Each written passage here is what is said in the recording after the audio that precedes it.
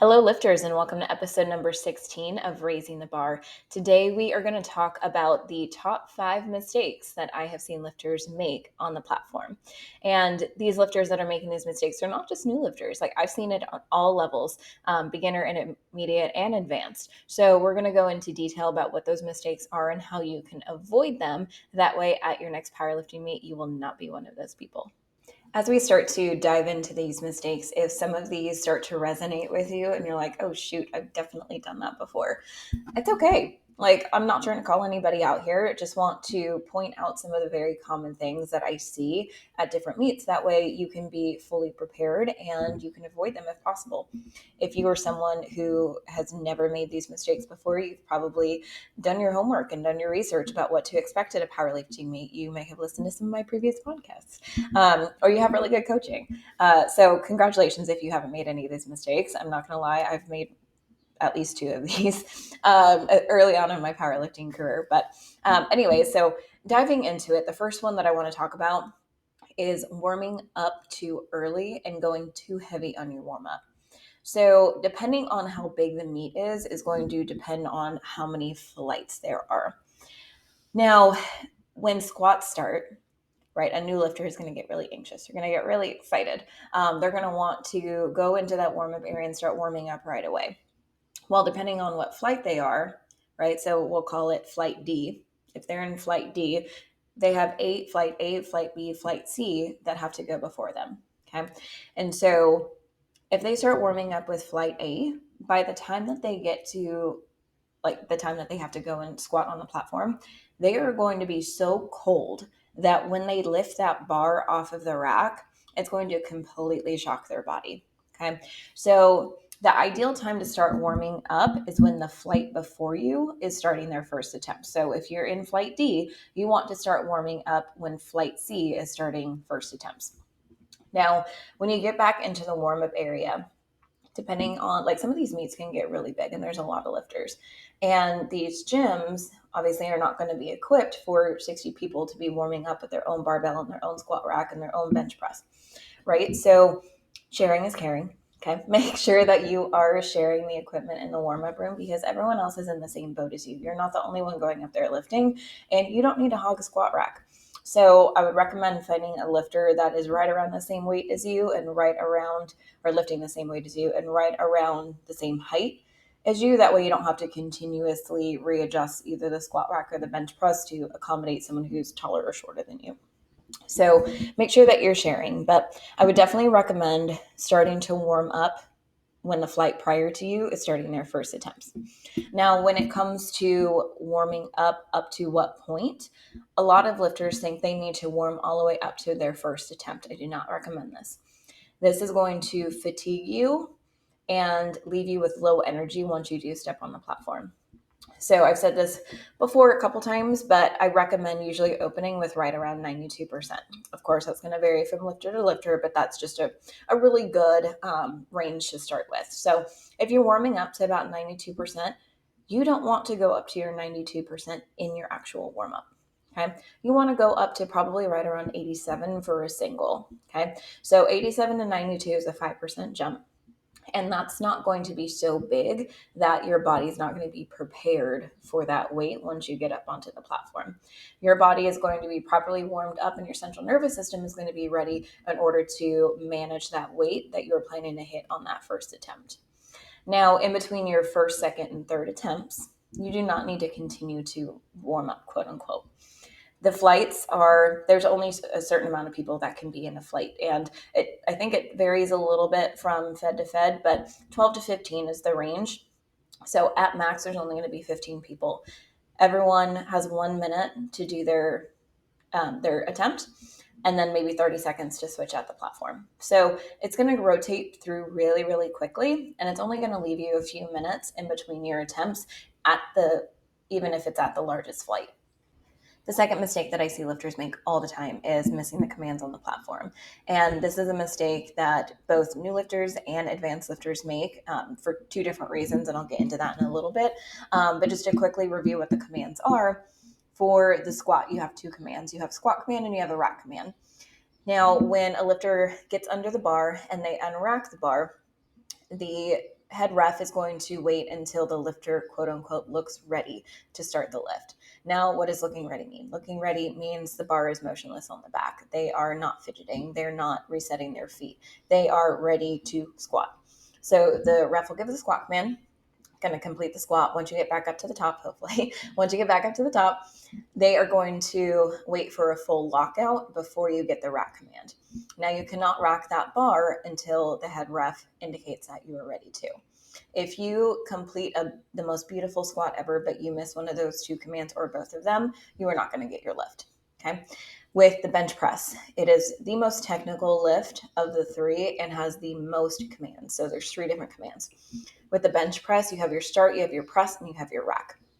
Now, once you get your lift off, again, the head ref is going to wait until you're settled and there's no motion in the body, right? And then they're going to give you the start command. You're then going to descend the bar to the chest. And then at the bottom, the head ref is going to wait for that bar to be completely motionless on the chest. And at that point, you're going to get the press command. And then you press that bar back up. Again, they're going to wait for that full lockout. And then you're going to get the rack command so you can put that bar back on the rack. Deadlift only has 1 command, down. That one's pretty easy. You can start at any point. And again, the head ref is going to look for a full lockout before they give you that down command. So if you are not training these commands throughout your meet prep process, you are honestly setting yourself up for failure.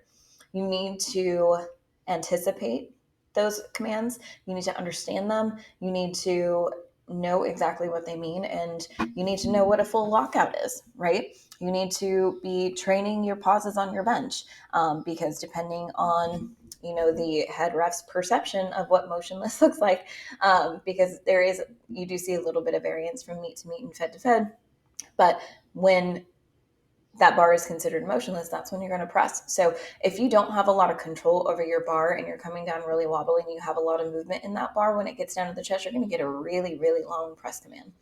So it's so important for you guys to be training these things. Now, I had said earlier that both new lifters and advanced lifters make these mistakes, but for different reasons. New lifters usually make these mistakes because they're just unfamiliar with it and they haven't trained it. Advanced lifters make this mistake because they're anticipating it and they're expecting it and they press too early thinking that they already had it. So once you train it and it gets ingrained in you, just like everything else, it becomes a habit.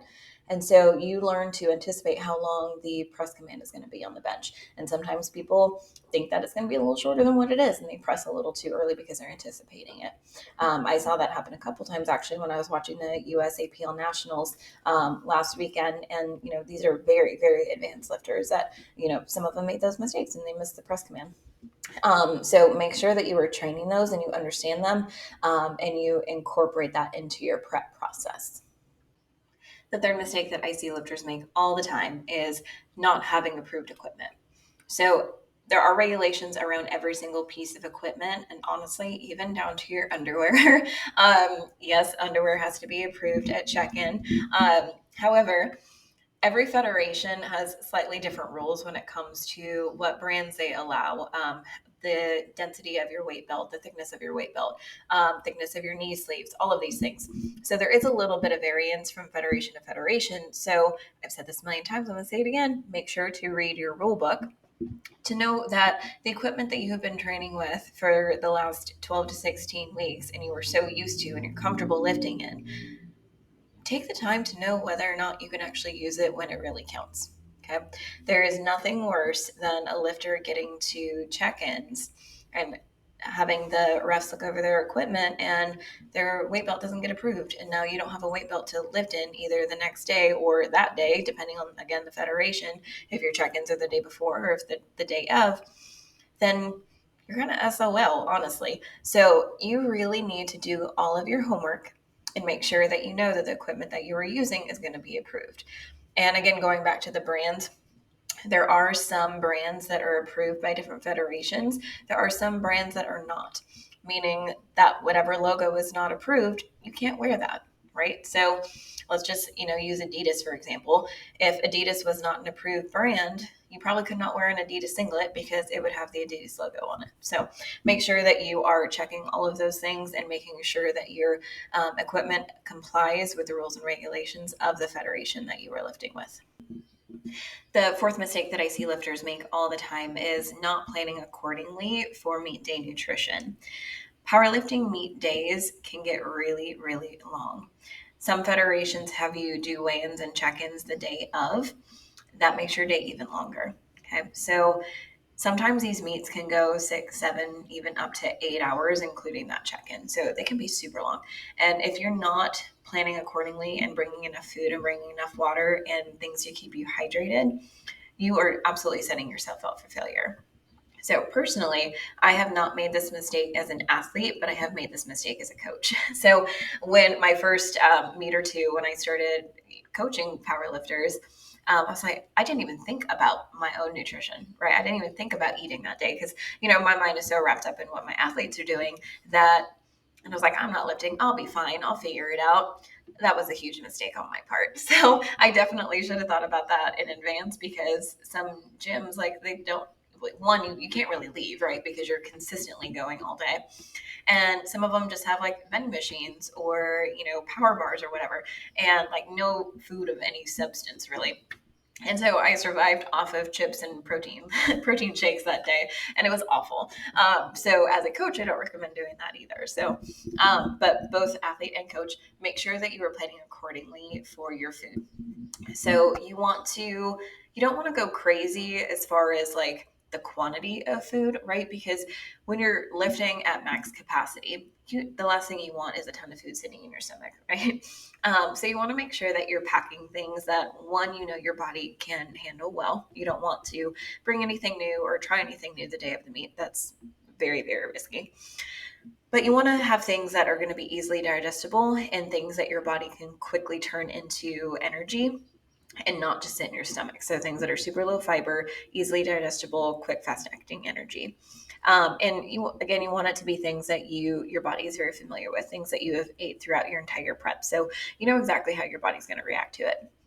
And you also want to make sure that you have enough hydration with you, and not just water, but talking like electrolytes, Pedialyte, Gatorade, things that are going to give you a little bit more than just what water would, in order to keep you very, very hydrated throughout the entire day.